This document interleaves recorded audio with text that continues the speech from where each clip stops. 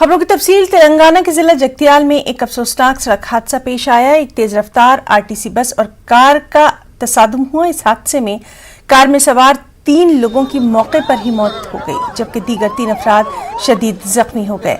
महलवकीन में 2 बच्चे भी शामिल हैं। जख्मियों को कोटला के सरकारी दवाखाने मुंतकिल किया गया है। महलवकीन का ताल्लुक कोटला के बिलालपुर इलाके से बताया जा रहा है। हैदराबाद से आबाई मुकाम वापसी के दौरान यह हादसा पेश आया।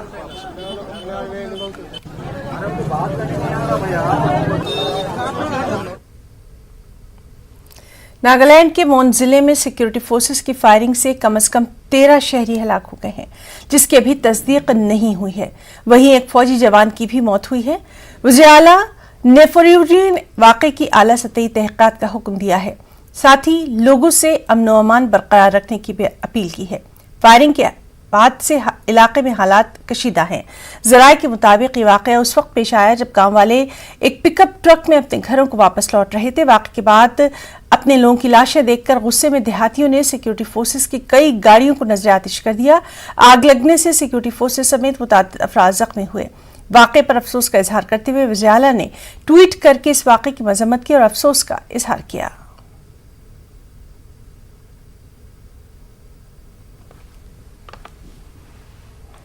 वज़ीर दाखिला अमित शाह ने भी नागालैंड में शहरी हलाकतों पर अफसोस का इजहार किया। अमित शाह ने महलवकीन के अहल खाना के साथ इजहार ताज़ियत किया। अपने ट्वीट में उन्होंने लिखा कि रियासती हुकूमत ने जांच के लिए SIT तश्कील दी है। मामले की मुकम्मल जांच होगी। मुतासरा खानदानों के साथ इंसाफ को यकीनी बनाया जाएगा।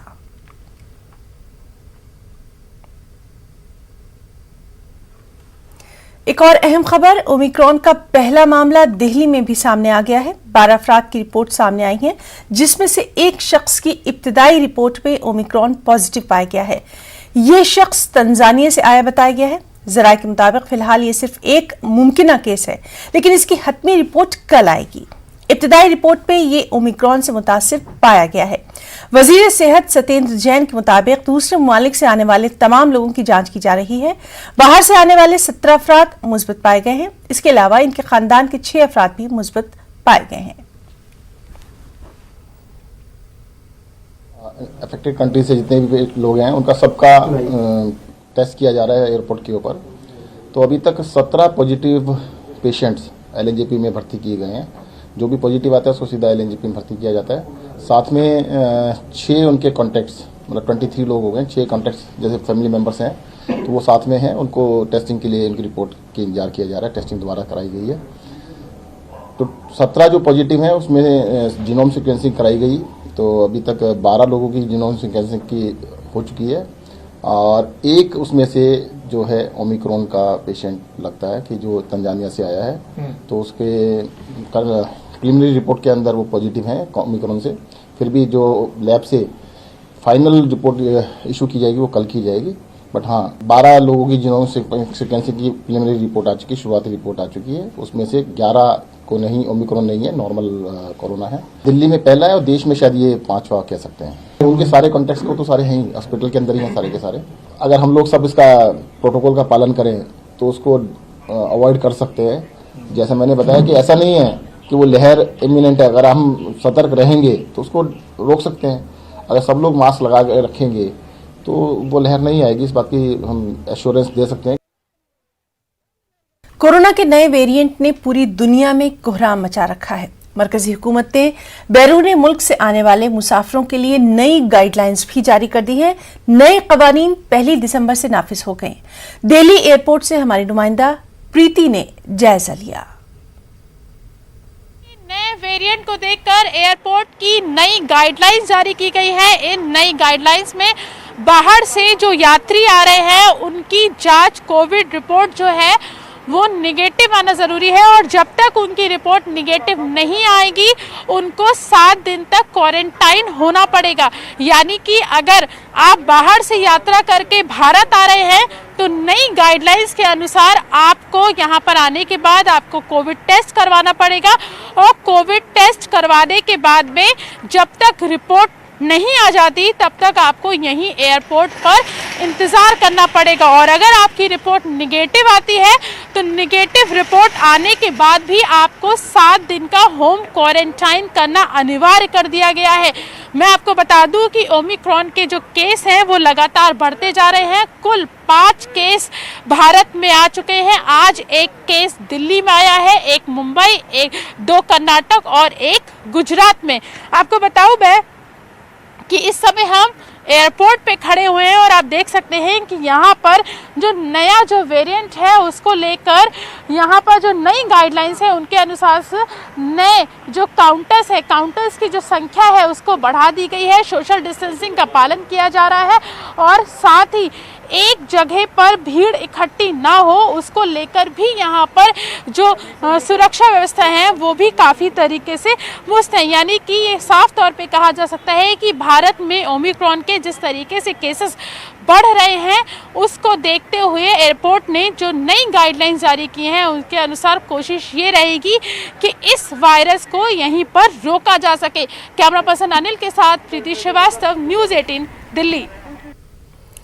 वहीं मरकजी वजारत सेहत के आदाद-ओ-शुमार के मुताबिक हिंदुस्तान में कोरोना के 8,895 नए मामलात की तस्दीक हुई है। गुज़िश्ता 24 घंटों में 2,796 लोगों की कोरोना से मौत हुई है। 99,155 एक्टिव मामले हैं। मुल्क भर में 127 करोड़ से ज्यादा लोगों को कोरोना का टीका दिया गया है। नए वेरिएंट के मद्देनजर हुकूमत ने कोरोना के गाइडलाइंस पर सख्ती से अमल करने की लोगों से अपील की है।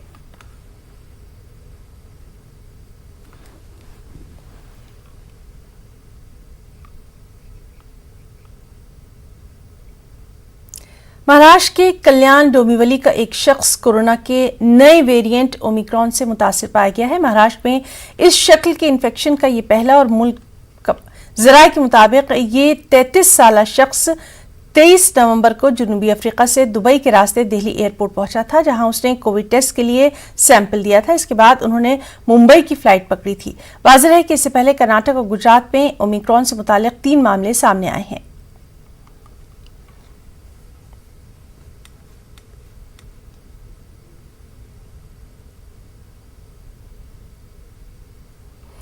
और कोरोना के नए वेरिएंट ओमिक्रॉन की वजह से मुल्क भर में अलर्ट जारी कर दिया गया है।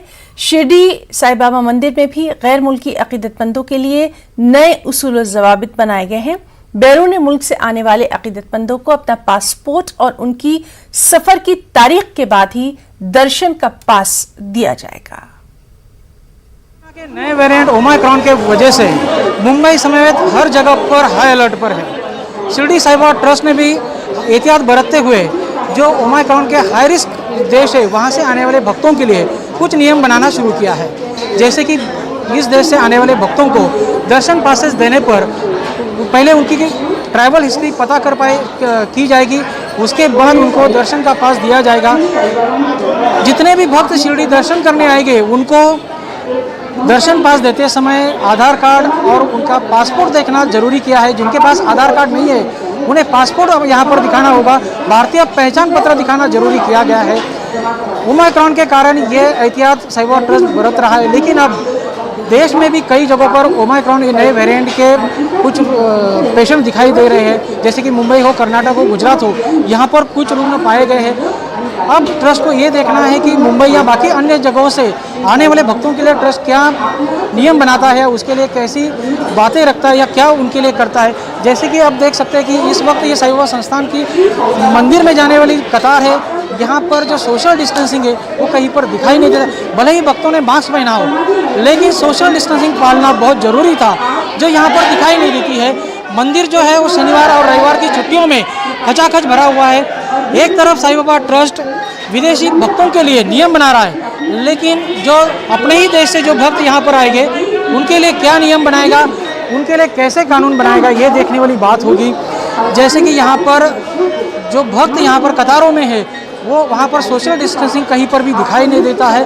मास्क पहना है भक्तों ने, जगह जगह पर चेकिंग की जा रही है, लेकिन सोशल डिस्टेंसिंग कहीं पर दिखाई नहीं देता।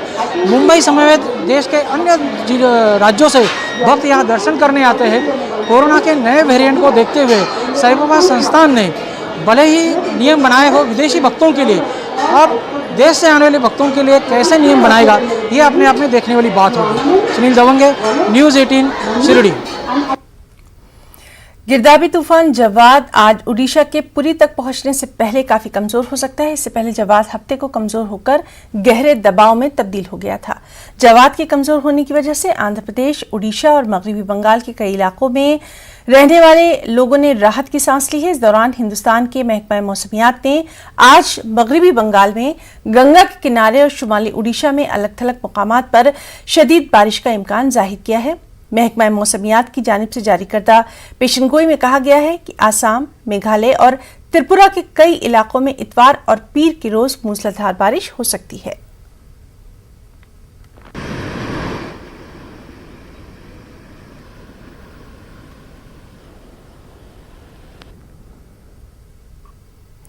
उत्तर प्रदेश के वज़ीर आला योगी आदित्यनाथ ने गोरखपुर में एक प्रेस कॉन्फ्रेंस मुनक्किद की। इसमें उन्होंने कहा कि गोरखपुर में 7 दिसंबर को वज़ीर आज़म नरेंद्र मोदी नए खाद के कारखाने का इफ्तिताह करेंगे। नए खाद के कारखाने के जरिए किसानों को फायदा होगा, नौजवानों को रोजगार के मौके फराहम होंगे। प्रधानमंत्री मोदी जी ने 2016 में गोरखपुर के खाद कारखाने का शिलान्यास किया और एक समय सीमा के अंदर यह खाद कारखाना बनकर के तैयार है। 7 दिसंबर को प्रधानमंत्री मोदी जी के करकमलों से एक भव्य समारोह में हिंदुस्तान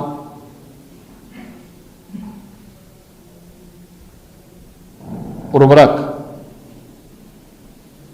के नाम पर यह नया खाद कारखाना बनकर के तैयार है। यह राष्ट्र को समर्पित होगा। 12 लाख मीट्रिक टन से अधिक यूरिया का उत्पादन यहां से होगा।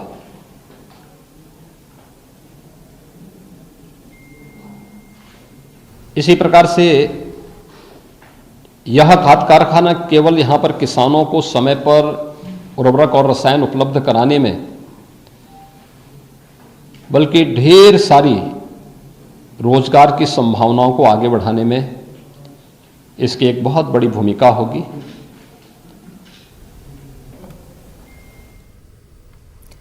दिल्ली के वज़ीर आला अरविंद केजरीवाल गोवा के दौरे पर हैं। इस दौरान उन्होंने खवातीन के खुसूसी प्रोग्राम से खिताब किया और कहा कि गोवा के लोग बहुत अच्छे हैं, मगर यहाँ के सियासी लोग सही नहीं है। सबको अपनी ही सियासत की फिक्र है। कोई भी सियासी लीडर आवाम की तालीम, सेहत और रोजगार के हवाले से फिक्रमंद नहीं है। लोग बहुत अच्छे हैं, ईमानदार हैं, गोवा के लोग मेहनती हैं, लेकिन गोवा के नेता बड़े खराब हैं। गोवा की पॉलिटिक्स बहुत खराब है। अब गोवा को इन नेताओं से छुटकारा दिलाना है, राजनीति को साफ करना है कि नहीं करना है। मैं मन में सोचता हूं किसी भी पार्टी को, किसी भी नेता को गोवा की चिंता है क्या? कोई नेता ये नहीं कहता कि मैं अब गोवा के लोगों के लिए शिक्षा अच्छी करूंगा। कोई नेता ये नहीं कहता कि मैं गोवा के लोगों का पानी ठीक करूंगा। कोई नेता ये नहीं कहता कि मैं गोवा के युवाओं को रोजगार दूंगा। सब नेता लगे हुए हैं, इस पार्टी से अलायंस करेंगे, उस पार्टी में छोड़ के जाएंगे, इस पार्टी, सारी गंदी राजनीति चल रही है। इट्स ऑल डर्टी एंड अगली। मुल्क में जब भी औकाफी जायदादों की बात आती है तो अक्सर नाजायज कब्जों या फिर बदउनवानियों का ही जिक्र किया जाता है, लेकिन हमारे वतन में ऐसे भी औकाफी इदारे हैं जिनसे कौम मिल्लत का सर फख्र से ऊंचा हो जाता है, जिनमें कर्नाटक के रायचूर का वक्फ multi speciality maternity and children's charitable अस्पताल भी है।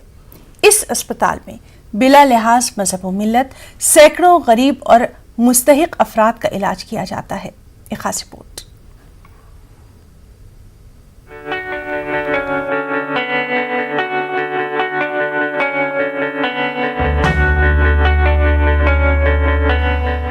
कर्नाटक के रायचूर में गुज़िश्ता कई बरसों से वक्फ मैटरनिटी एंड चिल्ड्रंस चैरिटेबल अस्पताल चलाया जा रहा है, लेकिन बाज़ वजूहात की बिना पर चंद बरसों तक अस्पताल खस्ताहाली का शिकार रहा।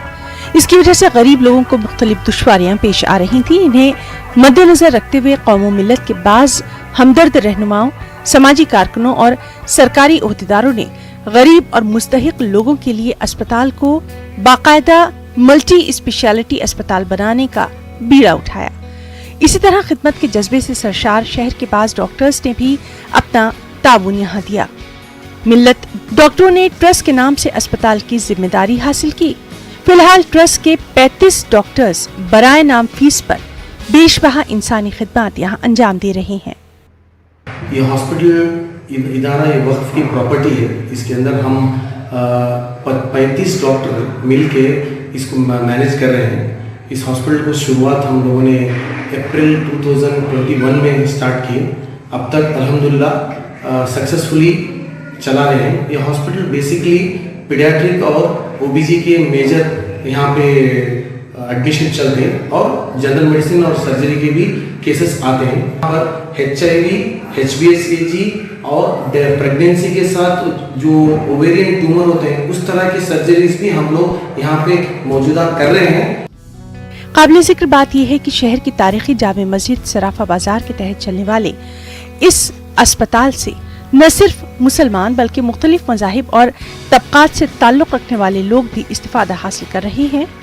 वक्त अस्पताल मुल्क के दीगर इलाकों के लिए हिंदुस्तान की गंगा जमनी तहजीब की शानदार मिसाल बन चुका है। जो नस्ल आइन है और इससे जो चाहा जा रहा है वो ये है कि जो तबका गरीब है और वो तबके को जो है अच्छी सर्विसेज मिले और कम से कम जो है उनको कॉस्ट में, कम से कम उनको जो है ना कीमत में उनको अच्छी से अच्छी सर्विसेज जो है ना उनको हासिल हो। अब दूसरी बात यह है कि यहाँ पे जो है ना कुछ मजहब और मिलत का जो है ये कुछ ऐसे ये नहीं है। हमारे पास इक्वली जो कंसल्टेंट्स डॉक्टर्स हैं वो मुस्लिम्स भी हैं और नॉन मुस्लिम्स भी हैं और वैसे ही जो है ना हमारे पेशेंट्स भी इक्वली जो है ना मुस्लिम पेशेंट्स भी हैं और नॉन मुस्लिम पेशेंट्स भी हैं। वाज़ेह है कि कर्नाटक स्टेट वक्फ बोर्ड के चीफ एग्जीक्यूटिव ऑफिसर का ओहदा संभालने से कबल मोहम्मद यूसुफ ने अस्पताल की अक्सर नौ तामीर का बीड़ा उठाया था। मल्टी स्पेशलिटी अस्पताल कायम करने में CEO मोहम्मद यूसुफ के अलावा मकामी मिल्ली रहनुमाओं, डॉक्टरों, समाजी कारकुनों और अहले खैर हजरात के रोल को फरामोश हरगिज नहीं किया जा सकता। न्यूज़ 18 उर्दू के लिए कर्नाटक के रायचूर से सैयद नसीम अशरफ की रिपोर्ट। घुड़सवारी यानी हॉर्स राइडिंग का शौक रखने वालों के लिए खुशखबरी है। कानपुर में शहर का पहला घुड़सवारी यानी हॉर्स राइडिंग क्लब कायम किया गया है।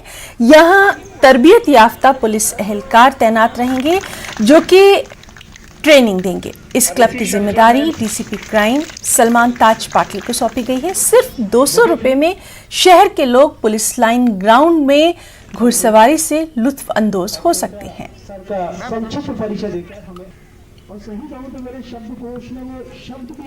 ये हॉर्स राइडिंग स्कूल और क्लब इस उद्देश्य से खोला गया है कि पुलिस के जो घोड़े हैं यहाँ पर कानपुर में हमेशा से रहे हैं, तो पब्लिक को इसको सीखने का भी मौका मिले और जिसको आता है घोड़ा चलाना, घोड़ा दौड़ाना, तो उनको जो है वो उसका भी मौका मिल जाएगा। घुड़सवारी का शौक रखने वाले कानपुर वासियों के लिए एक अच्छी खबर है।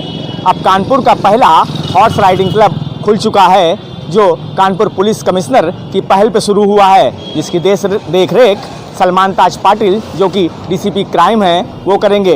दरअसल वो घुड़सवारी में माहिर हैं। इस घुड़सवारी से ये भी फ़ायदा होगा कि कानपुर के टेनरी व्यापार को भी इसको फ़ायदा मिलेगा और विदेशों से आने वाले जो खरीदार हैं वो उन घुड़सवारों पर लगने वाले स्लाइड्स जो इंटरनेशनल स्तर पर बाहर भेजी जाती हैं उनका ऐड भी हो सकेगा। वहीं इस घुड़सवारी के लिए कानपुर में फीस महीने की केवल 200 रुपये रखी गई है, जिससे लोग अपना शौक पूरा कर सकें। कानपुर से संदीप सविता, न्यूज़ 18 उर्दू। कोरोना वबा के दौरान बाहमी इमदाद और इंसार का जज्बा मुस्तहकम हुआ है। मुल्क इस वबा से मुत्तहिद होकर मुकाबला कर रहा है। टीकाकारी के ऐलान के बाद हम बेहतर ताउन करें जिससे हम कोरोना को मात देने की जानिब कदम बढ़ा सकें। नेटवर्क की टीम इस मुहिम में हर कदम पर आपके साथ रहेगा। जब तक सभी महफूज नहीं तब तक कोई महफूज नहीं होगा। इस सोच की बुनियाद पर हमारी मुहिम संजीवनी का मकसद ये यकीनी बनाना है कि वैक्सीन पाना सभी हिंदुस्तानियों का हक है।